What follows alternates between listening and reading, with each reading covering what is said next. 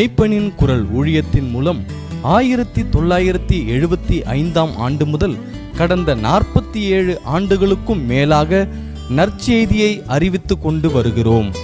1976 ஆண்டு முதல் ஃபீபா வானொலி மூலம் 27 ஆண்டுகள் நற்செய்தி அறிவித்து வந்தோம்.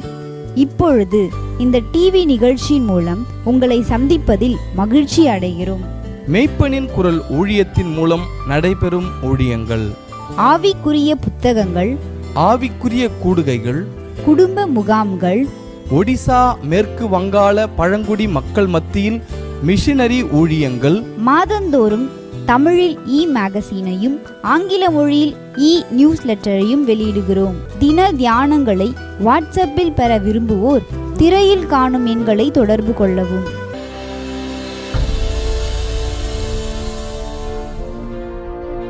பிரியமானவர்களே, ஆண்டவராகிய இயேசு கிறிஸ்துவின் நாமத்தில் உங்களை வாழ்த்துகிறேன். லூக்கா 18ஆம் அதிகாரத்தில் ஒரு மனிதன் இயேசுவனிடத்தில் வருகிறான். லூக்கா 18:18 வசனம் நான் வாசிக்கிறேன். அப்பொழுது தலைவன் ஒருவன் அவரை நோக்கி, நல்ல போதகரே, நித்திய ஜீவனை சுதந்தரித்து கொள்வதற்கு நான் என்ன செய்ய வேண்டும் என்று கேட்கிறான். அவன் ஒரு தலைவன் என்று சொல்லியிருக்கிறது. இயேசு அவனை பார்த்து சொல்கிறாரு, ஏன்பா என்னை நல்லவன் சொல்கிற? தேவன் ஒருவர் தவிர நல்லவன் ஒருவனும் இல்லையே என்று சொல்லிவிட்டு, விபச்சாரம் செய்யாதிருப்பாயாக, கொலை செய்யாதிருப்பாயாக, களவு செய்யாதிருப்பாயாக, உன் தகப்பனை உன் தாயும் கனம் பண்ணுவாயாக என்கிற கற்பனைகளை அறிந்திருக்கிறாயே என்றார். உடனே அவர் ரொம்ப பெருமையாக சொல்கிறான், ஆண்டவரே, இதையெல்லாம் சிறு வயது முதல் கை கொண்டிருக்கிறேன். உன்னை இயேசு அவனை பார்த்து சொல்கிறாரு, இன்னும் உன்னிடத்தில் ஒரு குறை உண்டு. உனக்கு உண்டானவைகளெல்லாம் விற்று தரித்திரருக்கு கொடு, அப்பொழுது பரலோகத்திலே உனக்கு பொக்கிஷம் உண்டாயிருக்கும்.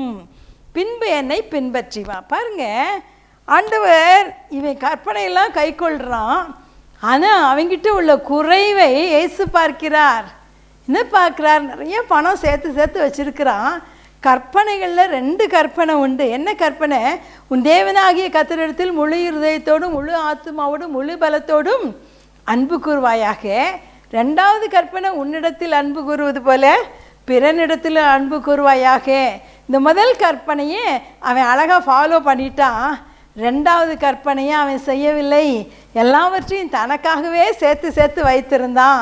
அதனால் ஆண்டவர் சொல்கிறாரு, உனக்கு பரலோகத்தில் பொக்கிஷம் இல்லைப்பா, நிறைய ஏழை ஜனங்க இருக்கிறாங்க, உனக்கு இருக்கிறத விற்று என்ன செய்யி தரித்திரக்கு கொடு.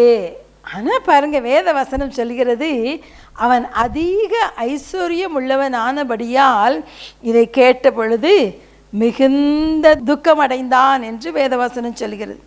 ஆண்டவர் சொல்கிறாரு, ஐஸ்வர்யம் உள்ளவர்கள் தேவனுடைய ராஜ்யத்தில் பிரவேசிப்பது எவ்வளவு அரிதாக இருக்கிறது. ஐஸ்வர்யவான் தேவனுடைய ராஜ்யத்தில் பிரவேசிப்பதை பார்க்கிலும் ஒட்டகமானது ஊசியின் காதிலே நுழைவது எளிதாக இருக்கும் என்றார். அருமையானவர்களே, இங்கே பார்க்குறோம், தன்னுடையதை கொடுக்க மனசு இல்லை. எவ்வளோ நாள் இந்த உலகத்தில் வாழப்போகிறோம் யோசித்து பாருங்கள். எல்லாம் எனக்கு, என் பிள்ளைங்களுக்கு, பேர பிள்ளைங்களுக்கு ஒரு நாள் வரும், எல்லாத்தையும் விட்டுட்டு தான் போகணும் இல்லை? ஆனால் நம்மை சுற்றி தேவையுள்ள மக்கள் எவ்வளோ பேர் இருக்கிறாங்க. அவங்களுக்கு கொடுக்கணும், அவங்களுக்கு உதவணும்னு சொல்லி ஆண்டவர் விரும்புகிறார். இன்னொரு மனிதனை குறித்து நம்ம வேதத்தில் வாசிக்கிறோம். அந்த மனிதன் யார்? இவனைப் போலவே அவனும் இயேசு கிறிஸ்துவிடத்தில் வந்து கேட்குறான். என்ன கேட்குறான்? லூக்கா 10ஆம் அதிகாரத்தில் நம்ம வாசிக்கிறோம். 10ஆம் அதிகாரம் 25ஆம் வசனத்தில், அப்பொழுது நியாய சாஸ்திரி ஒருவன் எழுந்திருந்து அவரை சோதிக்கும்படி, போதகரே, நித்திய ஜீவனை சுதந்தரித்து கொள்வதற்கு நான் என்ன செய்யணும்? இதே மாதிரி அவனு கேட்குறான், பரலோகத்துக்கு போனால் நான் என்ன செய்யணும்? எல்லாருக்கும் ஒரு ஆசை, பரலோகத்துக்கு போகணுன்னா நான் என்ன செய்யணும்?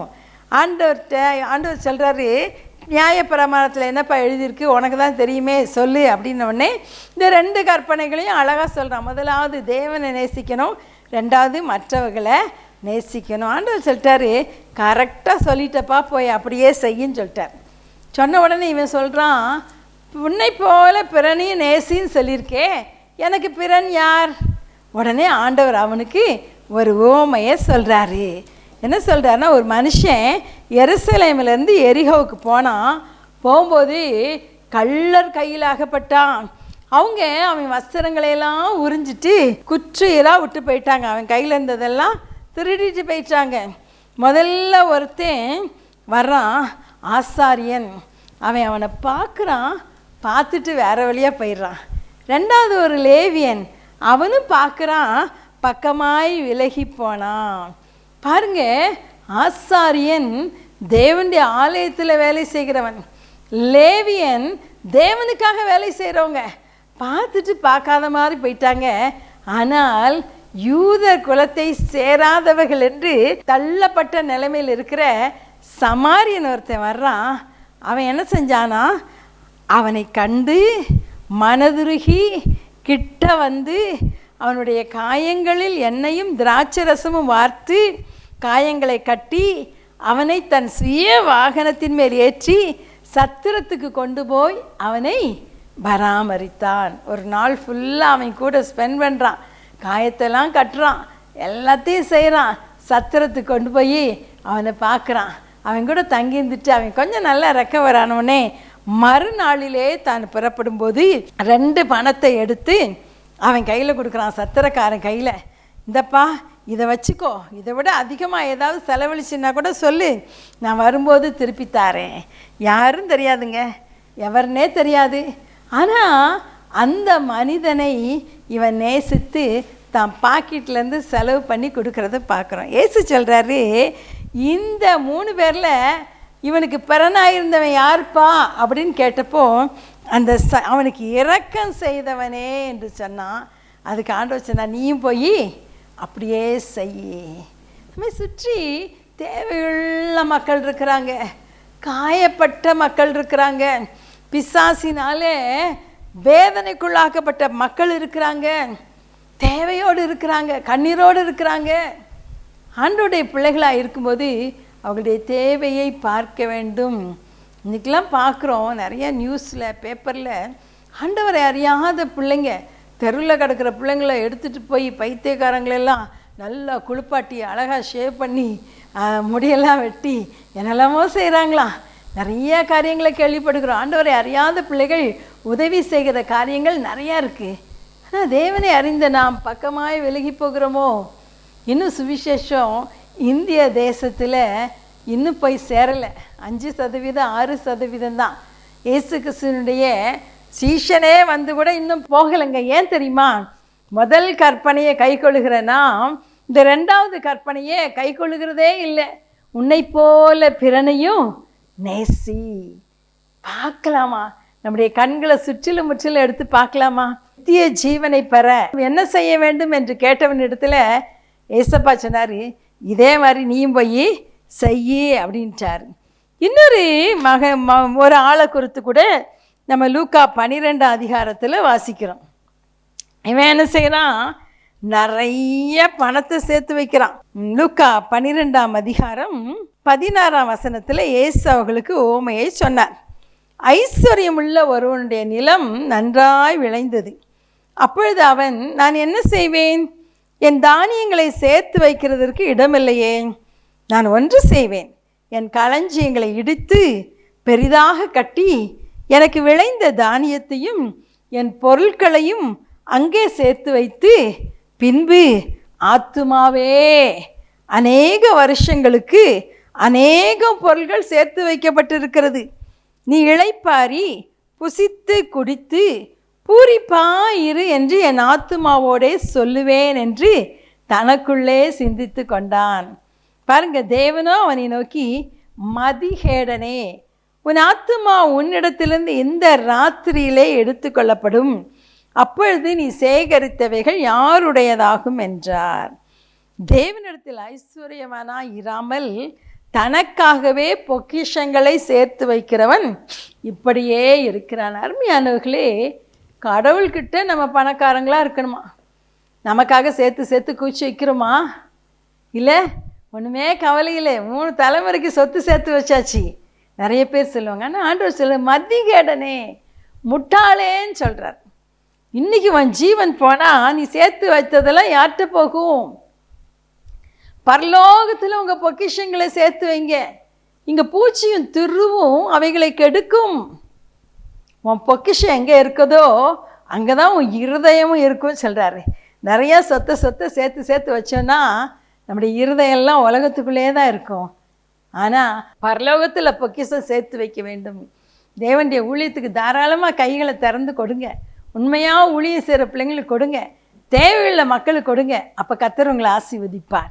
இன்னொரு மனிதனை குறித்து நம்ம வாசிக்கிறோம். லூக்கா 19 அதிகாரத்தில் சகேயு என்ற ஒரு மனிதனை குறித்து வாசிக்கிறோம். இவன் ஒரு பெரிய பணக்காரங்க. அநியாயமாக ஏமாற்றி பணத்தை சேர்த்தான். ஆனால் அவனுக்கு இயேசு யார், அவரை பார்க்கணுன்னு ஒரு ஆசை. அவரை குறித்து நிறைய கேள்விப்படுகிறோமே. ஒருவேளை கண் இல்லாதவங்களுக்கு கண்ணை கொடுக்குறாரா, நடக்க முடியாதவங்களை நடக்க வைக்கிறாரா, பிசாசுகளை துரத்துறாரா, செத்தவங்களை உயிரோடு எழுப்புறாரா, அவர் எப்படி தான் இருக்காருன்னு பார்க்கலான்னு நினச்சி போனான். ஒருத்தருக்கும் தெரியாமல் மரத்து மேலே ஒளிஞ்சிருந்தான். ஏசு அந்த வழியில் வந்தவனே அவனை நோக்கி பார்த்தார். அவனை பார்த்துட்டு சகேயுன்னு அவன் பேரை சொல்லி கூப்பிட்டாரு. சீக்கிரமாக இறங்கி வாப்பா, இன்னைக்கு நான் அவன் வீட்டில் தங்கணும். அவன் உள்ளவெல்லாம் இவர் தான் மேசியா என்பதை அழகாக கன்ஃபார்ம் பண்ணிருச்சு.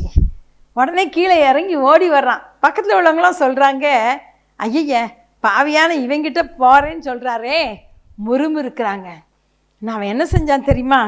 உடனே லூக்கா 19 அதிகாரம் 8ஆம் வசனம் சொல்லுது, சகேயு நின்று கர்த்தரை நோக்கி, ஆண்டவரே, என் ஆஸ்திகளில் பாதியை ஏழைகளுக்கு கொடுக்கிறேன்.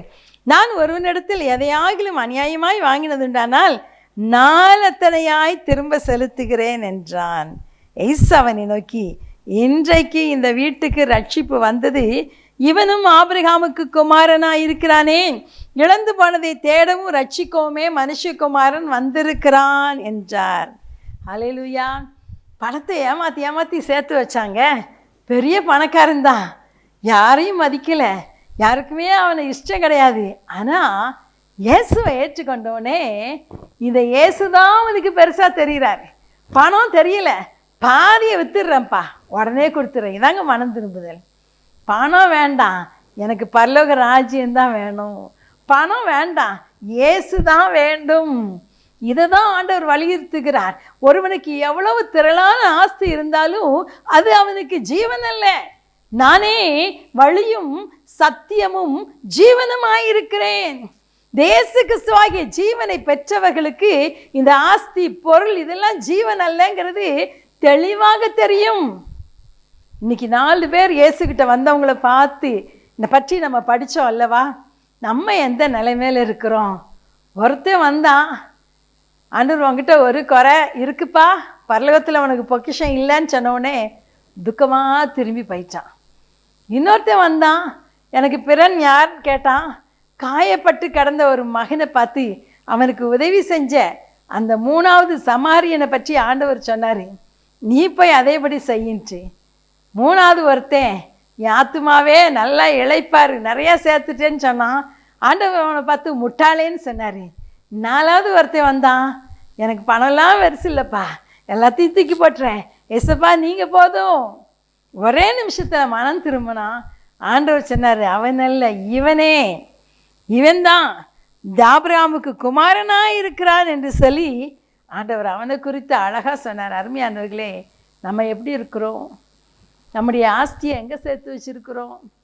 நம்முடைய கண் நம்ம பொருட்கள் பணத்து மேலே இருக்கா, இல்லை பரலோகத்தின் மேலே இருக்கிறதா? எல்லாருக்கும் பரலோகம் போக ஆசை தான். ஆனால் அதற்கான காரியங்களை இந்த உலகத்திலேயே நம்ம தேடுறோமான்னு யோசித்து பார்க்கலாமா? கண்களை மூடி ஜெபிக்கலாமா?